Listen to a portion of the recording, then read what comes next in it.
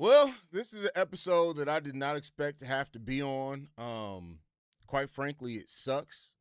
And for those that have not heard by now, unfortunately, Stacey King passed away today. From the reports that we have so far, now this isn't an official release from anybody. These are just kind of what's come out from the news outlets that we have so far. Is that something happened with the fall at Stacey King's house, and yeah, man, this is something that just sucks. It sucks to come on for this. I really wasn't even going to do a live stream for this because to me, and the thing honestly, it feels very very weird to me to treat somebody's life and death like content, and that's not ever how I want to come off here. So the video, it's not monetized, it's not going to be, but I do feel like also with being a voice in the Chicago Bulls community that it's important to take time to acknowledge what Stacey King meant to everybody. For those that know, I've done episodes with Stacey King before. I've met Stacey King in person. I think 2 times I've met him in person, 1 or 2 times I've met him in person. Stacey King is somebody who not only you have an affinity for as a player, because he, of course, won 3 championships here, but then for a whole generation of Bulls fans, Stacey King has been the voice of the Chicago Bulls. He has been the voice of this team, the voice of this franchise. He's done all of that. This sucks. And for people that know, like Stacey King, as big as he was and as important as he is, and the level that he's made it to, like he responded to people on Twitter. He would have conversations with Bulls fans on Twitter. Just talk to him. If you responded to a Stacey King tweet, there's a high chance and a high probability that Stacey King was going to respond to you as long as you weren't talking crazy. And to be at that level, to be able to do what he did, is just amazing. Like we drafted Stacey King 6th overall in 1989. I was 3 years old when Stacey King got drafted. He helped the Chicago Bulls on their first championship run. He played all 82 games as a rookie. He was a part of the 91, 92, and 93 championship team. So, this is somebody who didn't put up superstar numbers or anything like that, but he was an important part of that team. You cannot tell the story of the Chicago Bulls in any phase over the last 4 decades almost without Stacey King being involved. From the championship era all the way through calling games for the Chicago Bulls team, calling the legendary calls for Derrick Rose and Jimmy Butler. Here for just everything. He's been here for everything. Stacey King has seen, lived, and breathed everything that you could possibly do for the Chicago Bulls.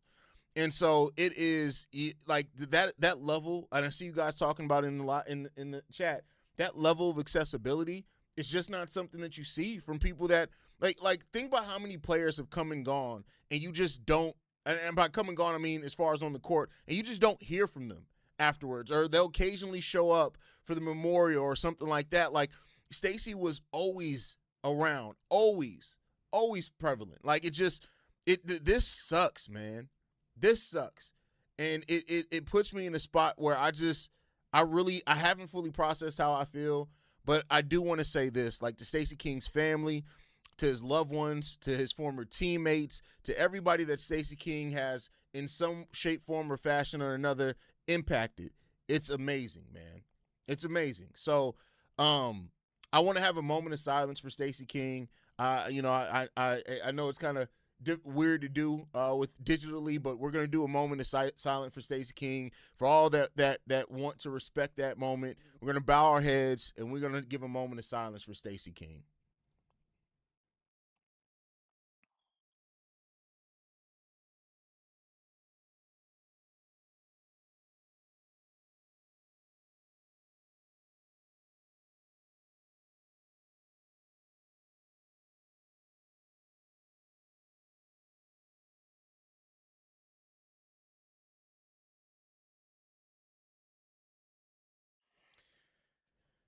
And for everyone that has had the benefit of meeting Stacey, that has had the benefit of interacting with him on social media and all that, like you know how special of a person Stacey King was.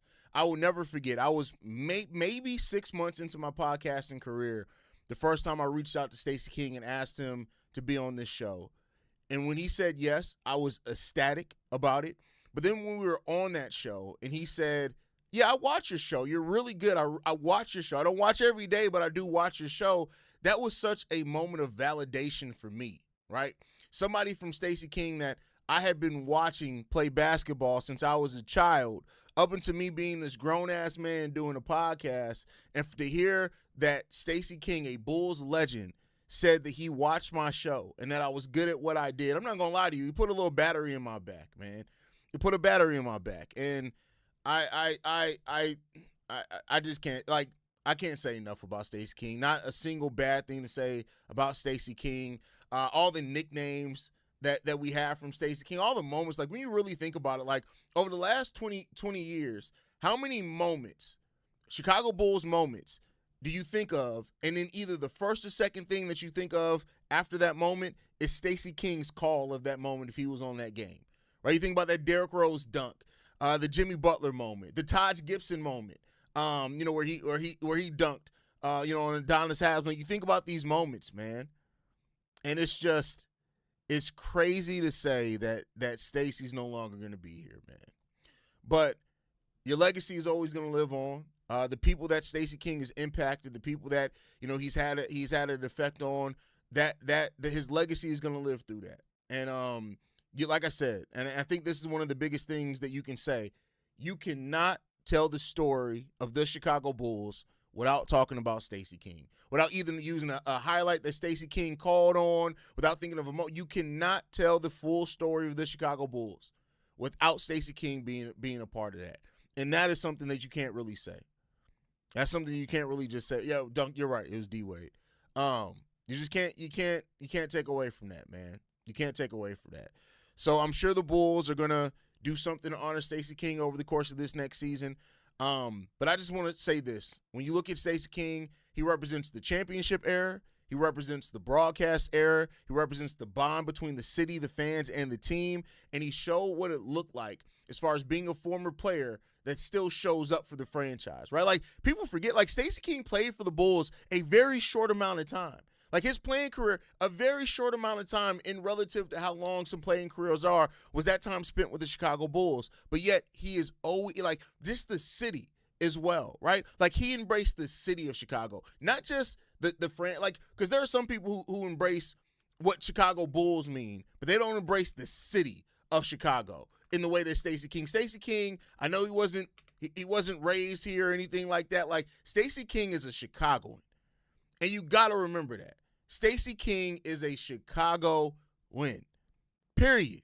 That's it. He was born in Lawton, Oklahoma, but he has impacted the lives of so many Chicago Bulls fans that you can never take away from that at all. At all. So, hey, shout out to Stacey King. Prayers up to his family and what Stacey King means. And we're going to do a shot. I don't even know if Stacey King drank or not. But we're going to do a shot for Stacey King. Rest in peace, King. And I hope that this franchise makes you proud again at some point, and that everything that we do, we're always going to remember Stacey King. Nobody can ever replace Stacey King. Salute.